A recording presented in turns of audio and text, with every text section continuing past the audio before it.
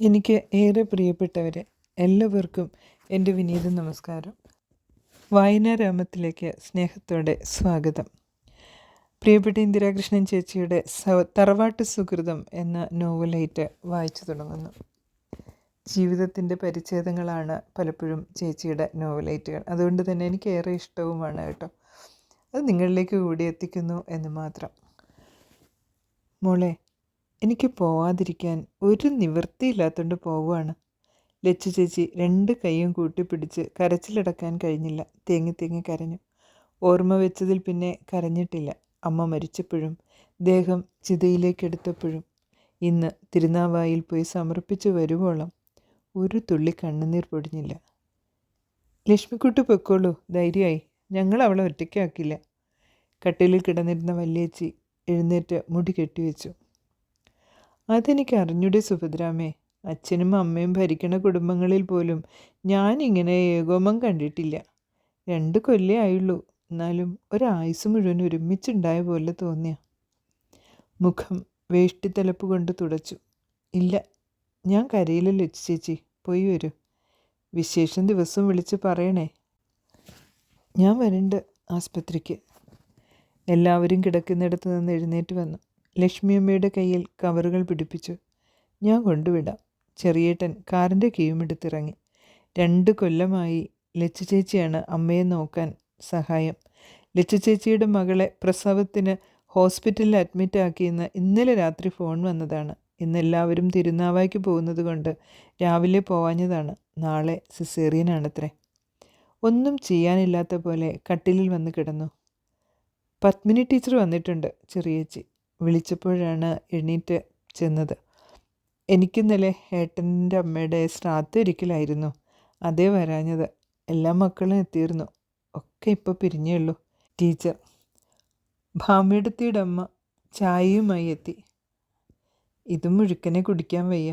അവർക്കൊക്കെ ചായ കൊടുത്തപ്പോൾ ഞാനും കുടിച്ചു. ടീച്ചർ കപ്പും കൊണ്ട് മേലെടുക്കളയിലേക്ക് നടന്നു. ചായ കൂട്ടിവെച്ചിരിക്കുന്ന പാത്രത്തിലേക്ക് പകുതിയും തിരിച്ചൊഴിച്ചു. ടീച്ചറും ചേച്ചിമാരും സംസാരിക്കുമ്പോൾ ഒരു കേൾവിക്കാരിയായിരുന്നു. ഞാൻ പോട്ടെ. ടീച്ചർ എഴുന്നേറ്റു. എനിക്ക് ദാസ്മാഷെ കാണണം, വാ. ടീച്ചർ കയ്യിന്മേൽ പിടിച്ചു. പത്മിനി ടീച്ചർ സഹപ്രവർത്തകയായിരുന്നില്ല, ഒരു ചേച്ചിയായിരുന്നു. വീട്ടുമുറ്റം കഴിഞ്ഞ് കുഞ്ഞേച്ചിയുടെ വീട്ടിലേക്കുള്ള നടവരമ്പിൽ കയറി. ഞാൻ വന്നത് നന്ദയോട് തനിയെ ഒന്ന് സംസാരിക്കാനാ. അവിടെ ആയാൽ ശരിയാവില്ല. അവിടെ ദാസേട്ടൻ്റെ ഇല്ലേ, നമുക്ക് വളപ്പിലേക്ക് പോവാം. ദാസുമാഷ് കേൾക്കേണ്ട വിഷയമാണ്. മാഷുണ്ടായിക്കോട്ടെ.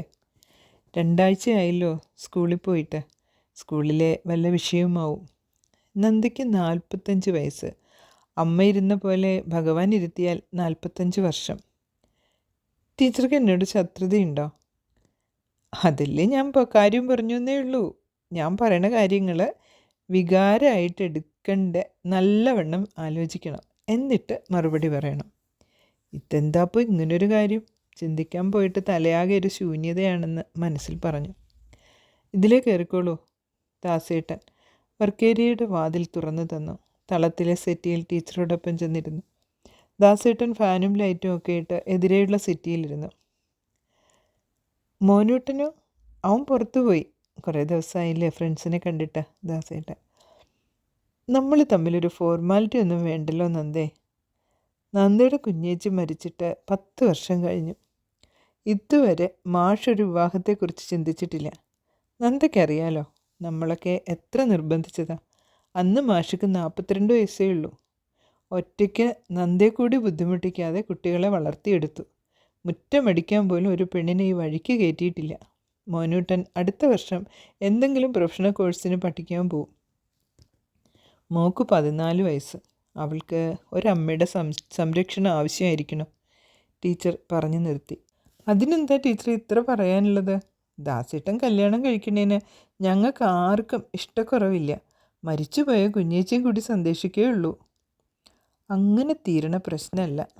ദാസുമാഷിക്ക് ഒരാളെ ഇഷ്ടമാണ്. ആയിക്കോട്ടെ, ആരായാലും ഞങ്ങൾ എതിർക്കില്ല. ആളുടെ സമ്മതം വേണമല്ലോ. ഞാൻ തിരിഞ്ഞു കളിക്കണില്ല. ദാസുമാഷിക്ക് നന്ദയെ വിവാഹം കഴിക്കാനാണ് ആഗ്രഹം. എന്തായി പറയണേ? 2 കൈയും കൊണ്ട് മുഖം പൊത്തി. ഞാനീ ജന്മം കല്യാണം കഴിക്കാൻ ഉദ്ദേശിച്ചിട്ടില്ല എന്ന് ടീച്ചർക്ക് അറിഞ്ഞൂടെ? നന്ദ, നിങ്ങൾ രണ്ടുപേരെയും എന്നെപ്പോലെ അറിയുന്നവർ നിങ്ങളുടെ വീട്ടിൽ കൂടി കാണില്ല. മാഷിക്ക് 52 വയസ്സ്, 4 കൊല്ലം കഴിഞ്ഞാൽ റിട്ടയർ ചെയ്യും. ആ കാലത്തിനിടയ്ക്ക് മക്കളും അവരുടെ വഴിക്ക് പോകും. മാഷ് ഒറ്റപ്പെടുകയാണ് ഇവിടെ. നന്ദയുടെ സ്ഥിതിയും വ്യത്യാസമില്ല. നിങ്ങളുടെ 2 പേരുടെ മുന്നിലും ജീവിതം ബാക്കി. നന്ദക്കുട്ടിയോടുള്ള സഹതാപം കൊണ്ടെന്ന് നന്ദ കരുതണ്ട. എനിക്ക് കുട്ടി ഇഷ്ടമാണ്. അതുവരെ മൗനം ദീക്ഷിച്ചിരുന്ന ദാസേട്ടൻ. നാളെ എല്ലാവരും പിരിഞ്ഞു പോകും മുമ്പ് നന്ദ മറുപടി പറയണം ടീച്ചർ. നന്ദ നല്ലോണം ആലോചിച്ച് മറുപടി പറഞ്ഞാൽ മതി. എനിക്കെന്ത് തോന്നും എന്ന് ചിന്ത വേണ്ട. നന്ദ സംഭവിച്ചില്ലെങ്കിലും ഞാൻ നന്ദയുടെ പഴയ ദാസേട്ടൻ. അതിനൊരു മാറ്റവും ഇല്ല. കുട്ടി, ജീവിതം ഒന്നേ ഉള്ളൂ. ഇത്ര കാലം അമ്മ എന്ന ഒറ്റ വിചാരത്തിൽ കളഞ്ഞു. ഇനിയെങ്കിലും സന്തോഷത്തോടെ ജീവിക്കൂ ടീച്ചർ. പ്രതീക്ഷിക്കാത്തൊരു കാര്യം, അതും ഇങ്ങനെ ഒരു സന്ദർഭത്തിൽ. മനസ്സ് കലങ്ങി മറിഞ്ഞു. തിരിച്ച് വീട്ടിൽ വന്ന് കട്ടിലിൽ കയറി കിടന്നു. രാത്രിക്കുള്ള ആഹാരകാര്യം ഭാമയെടുത്ത് നോക്കിക്കോളൂ. പ്രിയരെ, 1ാം ഭാഗം ഇവിടെ അവസാനിപ്പിക്കുന്നു. ഇഷ്ടമായില്ലേ?